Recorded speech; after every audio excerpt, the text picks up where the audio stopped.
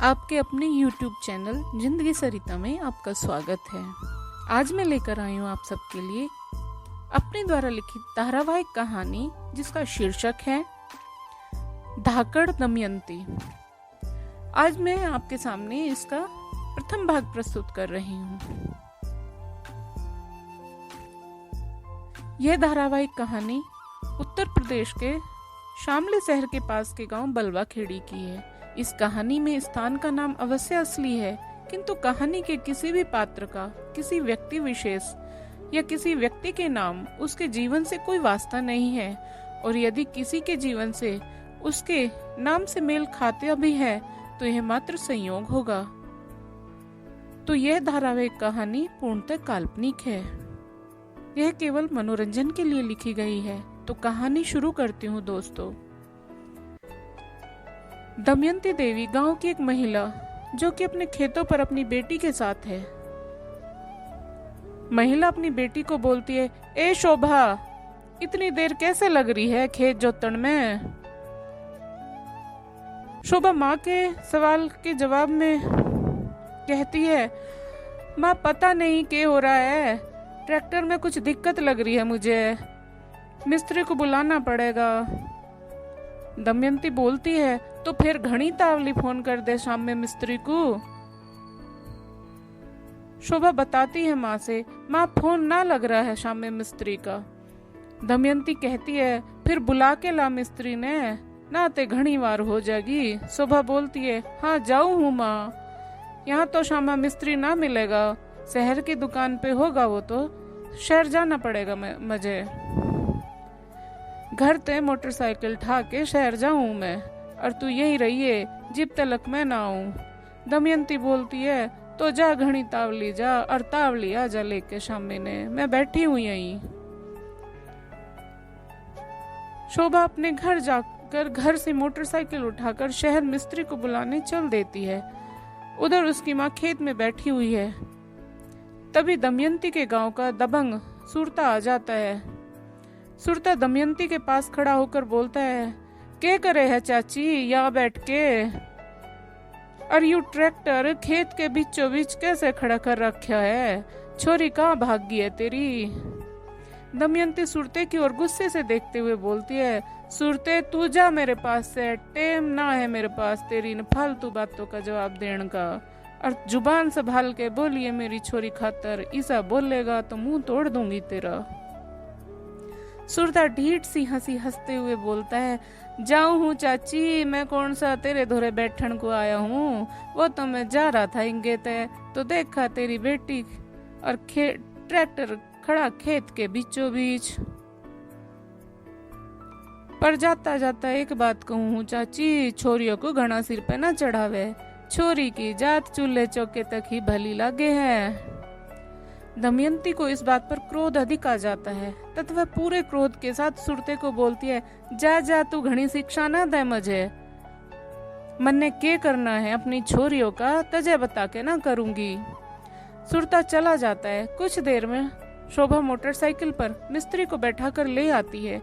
मिस्त्री आते ही दमयंती से कहता है, थर थर कांप रहा है, चाची थारी छोरी तो घनी तेज मोटरसाइकिल चलावे हैं, मैं तो आंख बंद करके राम राम रटता आया पीछे बैठ के।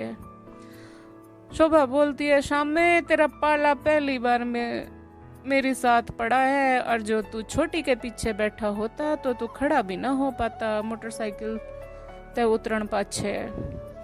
दमयंती पूरे गुमान में बोलती है, हाँ तो फिर चलावेंगी ना है के, मारी छोरी के छोरो ते कम है, और दमयंती की छोरी है किसी ऐरी गैरी की ना है शाम में। मिस्त्री बोलता है, हाँ चाची ये बात तो है। दमयंती शाम में को कहती है, अच्छा चल घनी बात ना बनावे, जिस काम खतर आया है वो कर, ट्रैक्टर ने देख पहले। शामा बोलता है, देखूं चाची देखूं हूँ। तभी फिर सुरता वापस आ जाता है। सुरता निहायत ही बदतमीज किस्म का बेहद बिगड़ा हुआ इंसान है। कहा तो ये भी जाता है कि सुरते के बाप ने दमयंती के पति शोभा और छोटी के पिता मास्टर जवाहर की हत्या की थी। एक रात मास्टर जवाहर खेत पर पानी देने गया था। सुबह तक जब वापस न आया तो दमयंती खेत पे देखने गई तो ट्यूबवेल के कुंड में जवाहर की लाश पड़ी हुई थी। औंधे मुंह, सिर से खून बह रहा था। सब जब दबी जबान में यही कहते थे उस समय कि सुरते के बाप निहाले ने मास्टर जवाहर का खून किया, पर मौका वारदात पर कोई गवाह न होने की वजह से यही लिखा गया कि जवाहर की हत्या लूट के इरादे से आए अज्ञात लुटेरों ने कर दी थी। सुरता बोलता है, चाची हो गया के ट्रैक्टर ठीक, मेरी जरूरत तो ना है कुछ। दमयंती कहती है, सुरते तू जाए आते घनी तावली, तेरी जरूरत तो मैं मरूंगी तो भी ना पड़ेगी। दुनिया का आखिरी इंसान होगा तू, मेरी मदद करन खातर तो भी ना तेरी मदद लूंगी। मेरी छोरी बहुत है मेरी खातर। सुरता बोलता है, चाची घनी ना इतरावे छोरियों के ऊपर, किसी दिन कोई ऐसी पटकनी देगा छोरियों ने कि देखती रह जाएगी तू। दमयंती फिर गुस्से में सुरते को बोलती है, जा जा सुरते, चला जाए यहाँ ते, मेरी गैल मुड़ ना मारे। और किसी माई के लाल में हिम्मत ना है जो दमयंती की छोरियों ने पटकनी दे सके। तभी शोभा दमयंती और सुरते के बीच होने वाली बात सुन लेती है। शोभा तेज आवाज में बोलती है, ओ सुरते, इंगे आइए, देख यू ट्रैक्टर उठा जरा। यू सामने जो जैक लाया है वो खराब दिखे, जैक के नीचे ईंट लगानी पड़ेगी, ट्रैक्टर का पहिया उठा के लगाना पड़ेगा, तो मदद कर दे जरा। सुरता कहता है, ए छोरी घनी तरह ना, ट्रैक्टर भी कोई न्यू ही उठा दे क्या, पहलवान लग रहा हूँ क्या मैं तुझे। शोभा सुरते को कहती है, तो फिर घनी बात ना बनाया कर, और इब देख ट्रैक्टर कैसे उठा दिया करें। यह बोलते हुए शोभा एक तरफ से ट्रैक्टर का आगे वाला पहिया उठाकर जैक लगवा देती है। शोभा को इतनी आसानी से ऐसा करते देखकर सुरते की आंख तो फटी की फटी रह जाती है। शोभा गुस्से में सुरते को कहती है, अब जा यहाँ ते, ना तो तन्ने उठा के फेंक दूंगी, इब कुछ बोला तो। सुरता वहां से चला जाता है। शोभा अपनी माँ दमयंती के चेहरे की ओर देखते हुए कहती है, माँ यू सुरता मने कति चोखा ना लगे, किसी दिन इसका ऐसा भूत बनाऊंगी कि फिर सब भूल जाएगा। दमयंती शोभा को समझाते हुए कहती है, तू रहन दे छोरी, इसे गुंडों के मुंह ना लगा करते, इस कुत्ते के पाछे अपनी एनर्जी बेकार ना करे। शोभा हंसते हुए माँ की तरफ देखती है और बोलती है, अरे वाह माँ, तू तो अंग्रेजी घनी सूत्री बोल रही है। दमयंती खुश होते हुए शोभा को बताती है, तेरे बापू ने सिखाई थी मुझे अंग्रेजी बोलनी, मास्टर था तेरा बापू, घना ही पढ़ा लिखा, सबसे ज्यादा पढ़ा लिखा आदमी था गांव का, बहुत सम्मान था तेरे बापू का गांव में।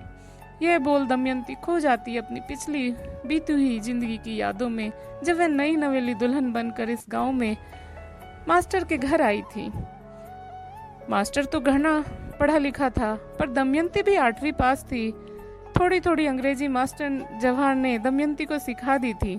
एक दिन की बात है, दमयंती आंगन में बैठी थी। दमयंती की सासू माँ धूप में पापड़ सुखा रही थी। सास को दिखा नहीं। जहाँ वो पापड़ सुखाने खातर चद्दर डाल रही थी वहाँ थोड़ा गीला था, पानी पड़ा हुआ था वहाँ पे। अब दमयंती को नया नया शौक चढ़ा था अंग्रेजी बोलने का। दमयंती अपनी सास से अंग्रेजी में कहती है,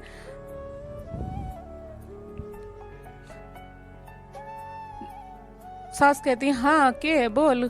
दमयंती बोलते, माँ जी सीधा वाटर, देर न डालो पापड़। तभी सुनते हुए जवाहर आ जाता है और वह ठाका मारकर हंसता है। जवाहर दमयंती को बोलता है, अरे वाह दमयंती, तू तो पूरी गिटपिट करने लगी, पर माँ की साथ ना करा कर, माँ की समझ में ना आई तो किसी दिन तुझे पकड़ के कूट देगी। यही सोचते सोचते दमयंती के चेहरे पर मुस्कान और आंखों में बीती बातों की यादें तैर जाती हैं। तो दोस्तों, आज की कहानी यही समाप्त करती हूँ। आगे की कहानी अगले भाग में सुनाती हूँ आप सभी को। आशा करती हूँ आप सभी को इस कहानी का प्रथम भाग पसंद आया होगा। कृपया अपने अनमोल समीक्षा देकर बताएं। धन्यवाद। सरिता अशोक चौधरी।